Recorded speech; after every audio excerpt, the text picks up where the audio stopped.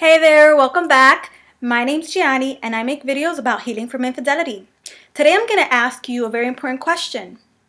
Are you truly in love with your spouse, with your husband after he cheated?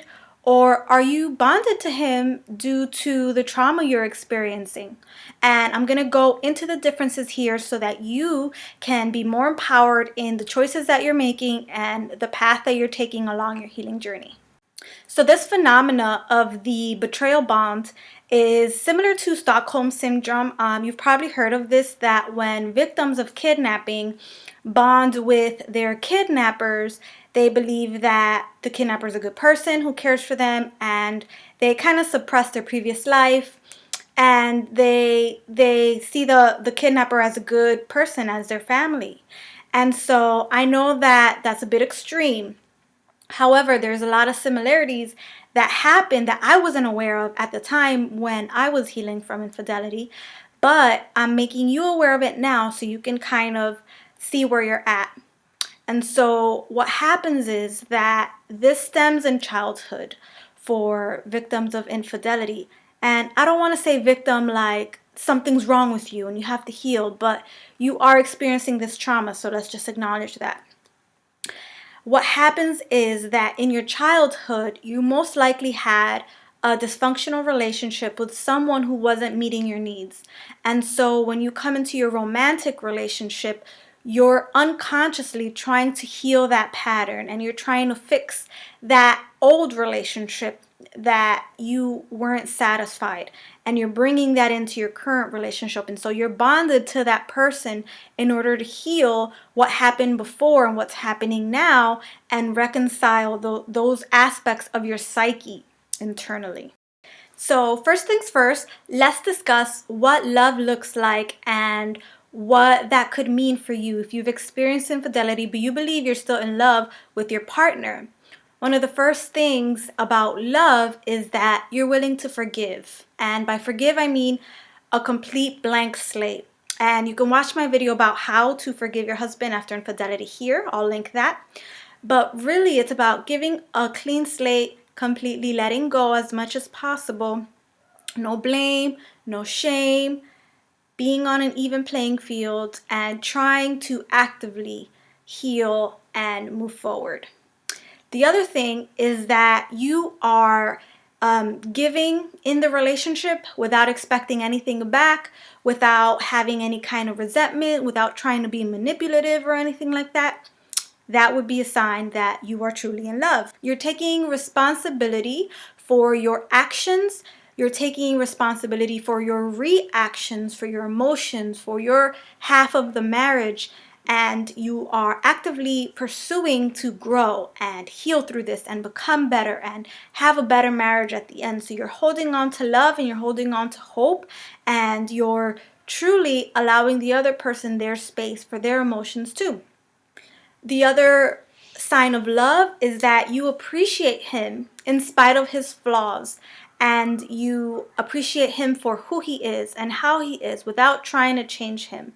Because a lot of times we can say, oh, I see the potential in him, and you want to change him, you want to manipulate him, you want to make him who you think he is, the better person you see in there. But that's not love. That's still you trying to get your needs met through the facade of loving him. True acceptance is just you are the way you are, and I can completely accept you without trying to change you. So those are signs that you are on the right track and that you love him and that you guys can definitely get through this smoothly. As I get into describing the betrayal bond, don't think that you're going to be all on one side or all on the other, because the truth of the matter is that infidelity is a trauma. And so you're going to find that it's a scale. You can be anywhere in between, on one side or the other. The point is that if you're on the trauma bonding side, you want to actively be working to get into the love side if you're staying in your marriage, or if you are planning on leaving. However, you do need to be healed, whole, and complete in order to make a decision that really works for you, a decision that you won't regret in the end, and a decision that honors everyone involved. So what are some signs that you're experiencing a trauma, a betrayal bond, and not necessarily love for your partner after this has happened? And I want to point out that it's completely normal to go through a phase of hatred for your spouse. I know that I felt that. I definitely had signs of trauma bonding, and what I wanted to say was to honor my commitment of marriage. And I was a Christian at the time, and so it was important to me to honor that promise that I made to God. And I had all the signs of trauma bonding, I think, but also I was working on the loved ones, so I was never stuck in the trauma bonding 100% all the time for very long. So one of the signs is that you're afraid to be alone. You think, well, better the devil that I know, I might as well stay here. No one's going to love me better than this. I want to fix him, and so I rather be here than have to figure out how to pay my bills, then have to figure out what to do with the kids, then have to figure out what the rest of my life looks like, then have to marry another man, then have to start over. All those are signs that you are completely neglecting yourself and what your needs may be, because you're not even considering them. You're saying, I'm afraid, nope, I'm done, I'm staying. So that's one sign. Another sign is that you can't decide what to do. And of course, this is normal for a lot of people, because you think, well, maybe we can heal this, maybe not. Should I start over? But I'm talking more in a debilitating sense, where you're wasting years and years of your life waiting around or not waiting around, or in this indecisive, stuck energy that isn't helpful for you or your spouse. Because the truth of the matter is that if they feel like you don't care about you, then they're going to take you for granted, because that's just human nature.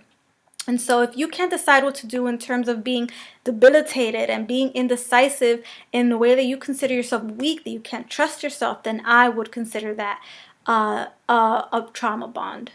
The other sign is wavering commitment. So one day you're in, one day you're out, the next day you're in, and then next week you're out. And so you're completely unsure. This goes a little bit with I can't decide what to do, but a little step more towards progress, but still not enough to really move the relationship, because you're self-sabotaging every step of the way. So it's one step forward, two steps back, and you're not getting anywhere. One foot on the gas pedal, one foot on the brake, and endless frustration.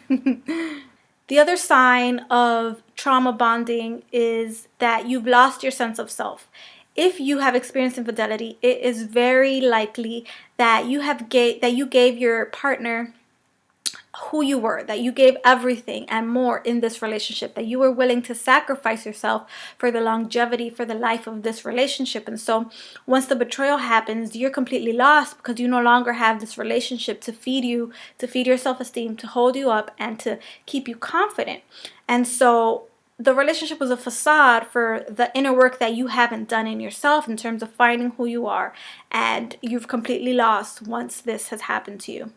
And the other sign is that you have no hope for the future. Your entire future was tied to this person, and they've now broken that. And so you feel like you're stuck here, there's nothing you can do, and you're just gonna sit and stay and basically hope for the worst. And unfortunately, that happens to a lot of people. Obviously, this list is not all-inclusive of everything that could possibly be described as a betrayal bond or a trauma bond, but I just wanted to point out things that I see in my clients and in other people, things I experience that aren't readily said in YouTube, just to supplement the information you can find on the internet. If your husband is completely abusive and you know it and you're staying there, that is also a sign that you're experiencing a bond out of trauma, and that you're trying to fix the situation as opposed to fixing and taking care of your needs and what you need. If you're unsure what to do now after discovering where you are on the scale from love to trauma, and you'd like to discover that with me, feel free to book a session. I have that below. I also have an affair alchemy program that'll help you really transform that pain of infidelity into hope for your life, for your future, and transform you into the goddess that you are. And so those links are down below. Thank you so much for watching. I'm going to link some more videos for you to watch, and make sure you stay tuned. I make videos on Thursdays and Sundays, and I'm always here to support you. Make sure you comment below. I own my worth, because I am enough. You are enough. Bye.